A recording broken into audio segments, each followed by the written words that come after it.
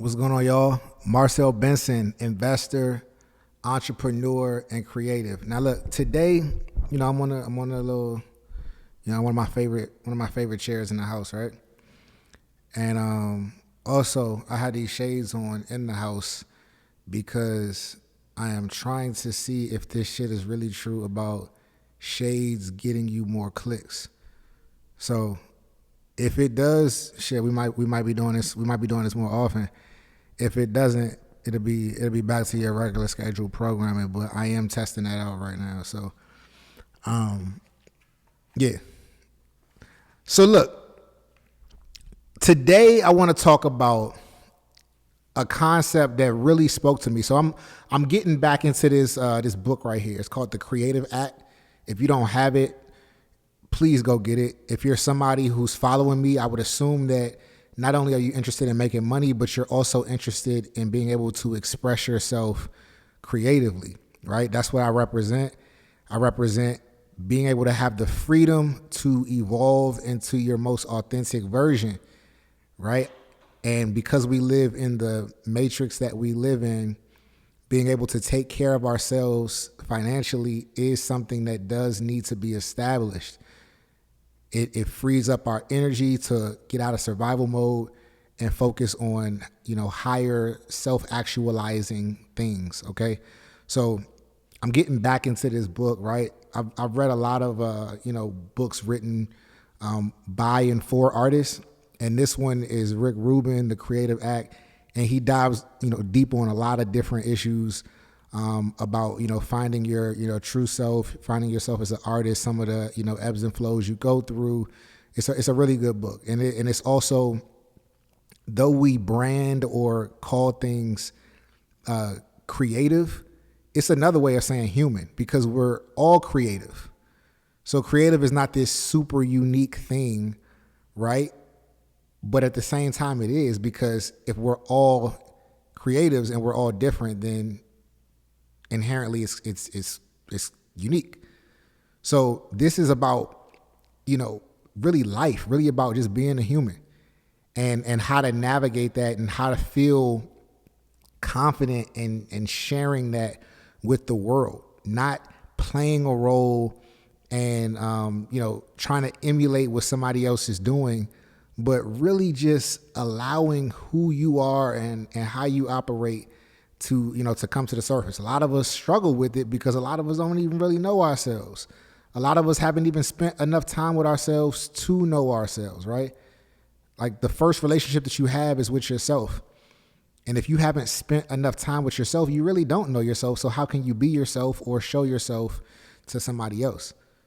All right. So that's the gist of the book. But there's a particular excerpt in the book that I want to point out that's going to, kind of bring the topic of this video home, right? Now, the topic of this video is detachment, right? It's about understanding the importance of detachment and how it finds a way to really work in every part of your life. So even if you're trading, detachment is important. If you're in a relationship, detachment is important. If you're trying to make a dream a reality, detachment is important. Any goal you have, detachment is important. But it's especially important when things do not go right, right? I'm a person who's experienced a lot of pain, a lot of loss. So a lot of the things that I like to discuss is from the perspective of rebounding from that, right? Coming back from that. A lot of people quit too soon and never get to realize their full potential because of so many things that happened that were beyond their control, but they didn't know how to react to it. All right, so we're gonna go to the book. This is on page 225, by the way.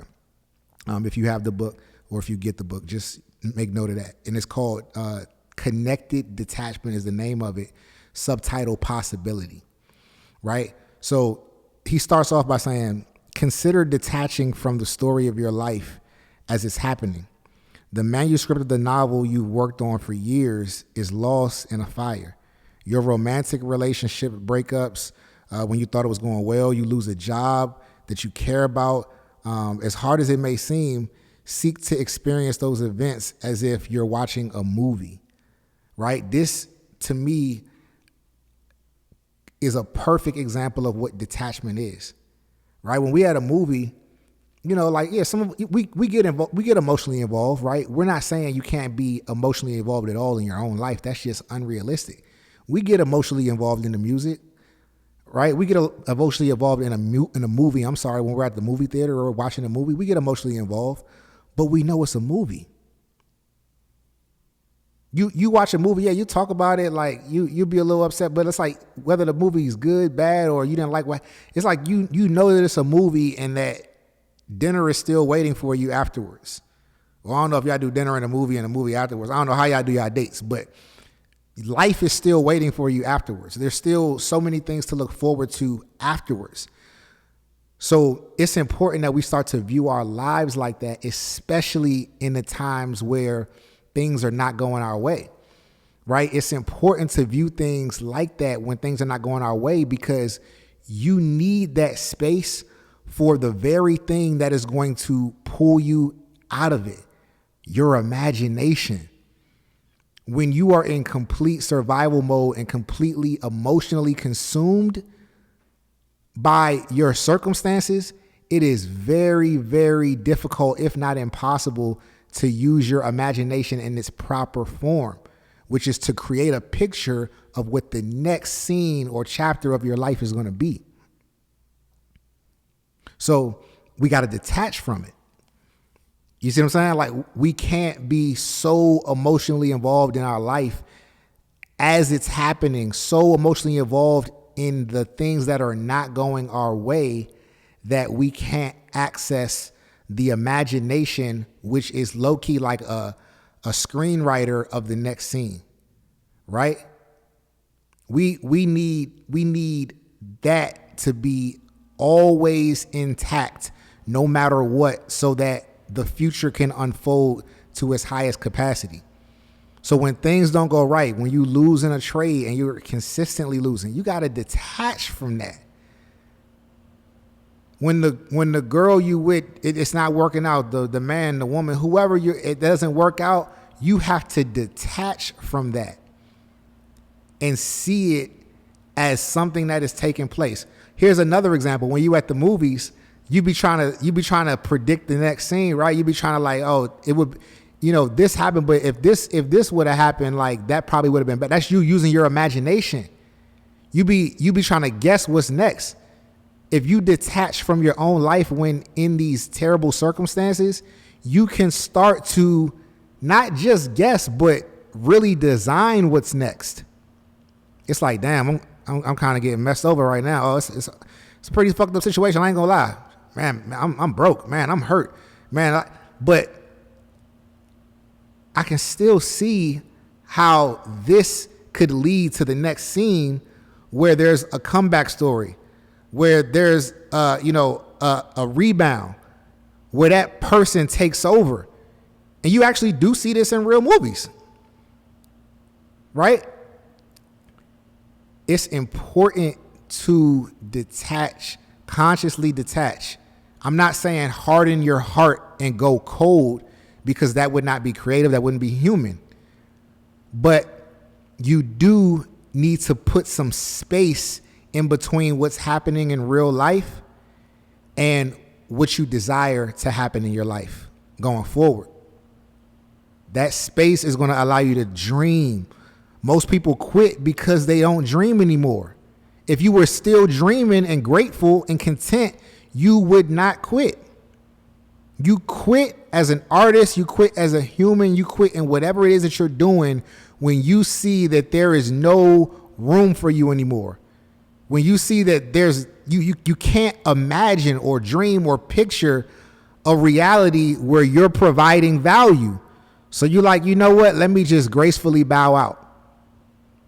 And then that turns into frustration, that turns into anger, that turns into resentment, which turns into bitterness, and so many other terrible things come as a result of that journey, that downward spiral after you made the decision to give up.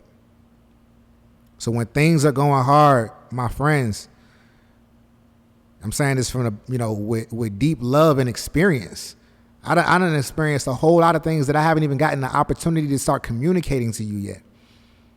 But the one thing I've always been able to do is detach from a situation and reinvent myself. Imagine a new tomorrow, and I get busy working on that. I always provided myself with a little bit of space between what's happening in my reality and what I desire, so that I could always conjure up something new. Didn't matter how good or bad something was going, I could always conjure up something new if I was watching my life like a movie, and not being so involved that the weight of my emotions completely take me out when something goes against what I think it should be. So that room also gives you a bit of room to also forgive yourself. It also gives you room to understand and learn lessons. But most of all, it allows you to create. Back to the title of the book, The Creative Act. Right? I hope this video was helpful. I hope this video has blessed you in some way, enhanced your life. If it has, please leave a comment, like it, share it. And if you want to hear more like this, probably on Wednesdays mostly, because I'm also talking about stocks and a ton of other things. But if you want to hear more stuff like this, more wisdom and epiphanies, just go ahead and hit that subscribe button. I'd love to have you, and I'll see you in the next one. It's always love over here. Peace.